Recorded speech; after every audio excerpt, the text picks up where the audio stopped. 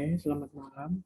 Saya di sini Nicholas Rafael Sunata dengan NIM 4181901959. Di sini saya akan menerangkan tentang penerapan data mining dalam dunia bisnis menggunakan metode clustering.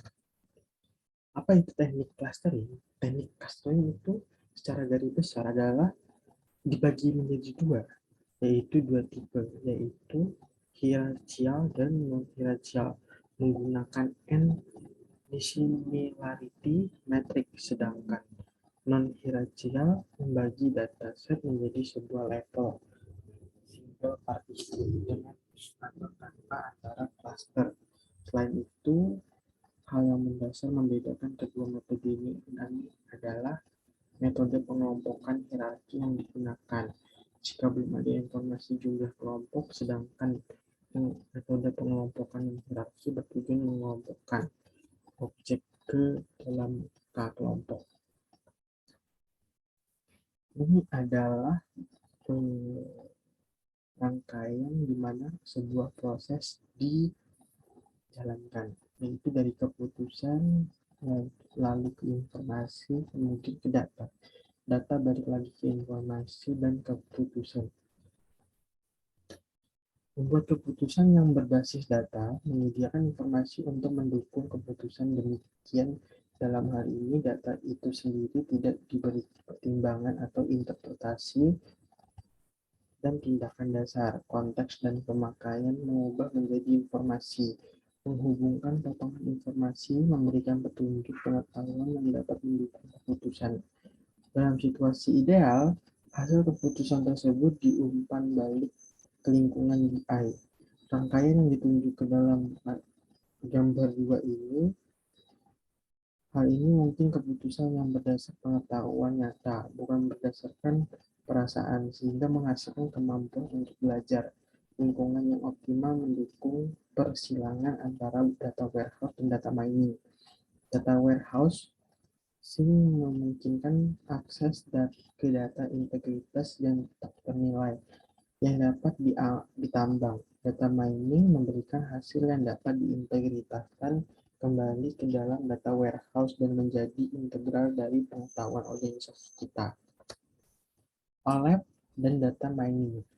Alat online analysis processing atau OLAP memberikan lingkungan interaktif sehingga pengguna dapat menganalisis data bisnis pada kecepatan berpikir.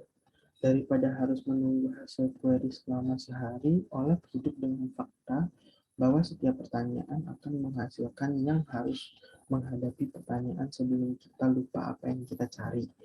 Dengan OLAP, kita dapat menemukan informasi yang kita cari di tempat pertama. Kita sebut analisis verification driven. Sistem data mining akan keluar dan mencari semua informasi tanpa interferensi manusia atau input, sehingga analisis atau discovery finding-nya. Sistem analisis mining menggunakan beberapa teknik untuk menentukan kunci relasi dan kecenderungan dalam data. Analisis data mining dapat melihat banyak relasi pada waktu yang sama, mementingkan hal yang dominan atau luar biasa. Dengan cara ini kita dapat memperoleh pengetahuan bisnis baru dari data yang tidak ada. Data mining dapat secara efektivitas menghadapi ketidakkonsistenan pada data. Walaupun sumber data kita bersih, terintegritas, dan tervalidasi, namun mungkin berisi data dunia nyata yang keliru. Noise ini dapat menyebabkan kesalahan masukan oleh pengguna atau kesalahan pada pengisian formulir oleh pelanggan. Jika tidak terlalu sering muncul, alat dan data mining dapat terkena noise dan menemukan pola keseluruhan yang muncul pada data. Di sisi lain, data dapat berisi pola yang benar hanya untuk subnet data kecil. Efek ini secara statistik tidak penting, tetapi bisa menjadi subnet pelanggan ini yang paling penting karena perilaku mereka. Algoritma data mining dapat menemukan suatu lokalitas sedemikian sehingga tidak akan tersesat dalam generalisasi. Di sini adalah menu area aplikasi data mining. Ada manajemen pemasaran, ada manajemen risiko, ada manajemen proses. Di manajemen pemasaran pun ada beberapa subnet-subnetnya, itu ada target pemasaran, manajemen relasi, manajemen channel, optimasi berbasis pasar, penjualan silang, segmentasi pasar, analisa penggunaan web. Kemudian di manajemen risiko ada peramalan, retensi, pelanggan, analisa, erosi, underwriting, analisa kompetitif, dan healthcare fraud. Manajemen proses ada optimasi inventory, quality control, peramalan, kebutuhan scorecard. Pemodelan prediktif memprediksi nilai atribut menggunakan contoh. Contoh aplikasi menentukan kategori pada pelanggan baru atau memprediksi kemungkinan pelanggan menjawab surat. Segmentasi berbasis data menggunakan atribut untuk mencari catatan yang setiap kelompok memiliki kesamaan atribut dan perbedaan antara kelompok cukup jelas. Contoh aplikasi pengelompokan pelanggan berdasarkan sifat atau sebagai langkah persiapan untuk pemodelan prediktif. Analisa hubungan. Mencari hubungan antar catatan yang transaksi atau atas waktu. Contoh aplikasi menganalisis produk mana yang dijual bersama mengoptimalisasi tata ruang toko atau inventaris. Operasi type ini dapat digunakan untuk menganalisa pertanyaan atau rangkaian pengobatan medis. Deteksi penyimpangan, mencari catatan atau rangkaian catatan dalam berbasis data yang berisi nilai yang tidak diinginkan. Contoh mengidentifikasi pola perilaku curang atau mengontrol kualitas proses produksi. Di dorongan bisnis terdapat data mining.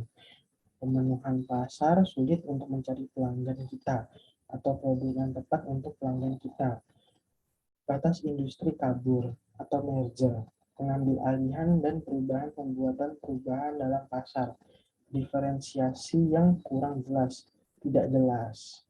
Pelanggan macam apa yang kita atau kompetitor yang kita layani. Contoh alternatif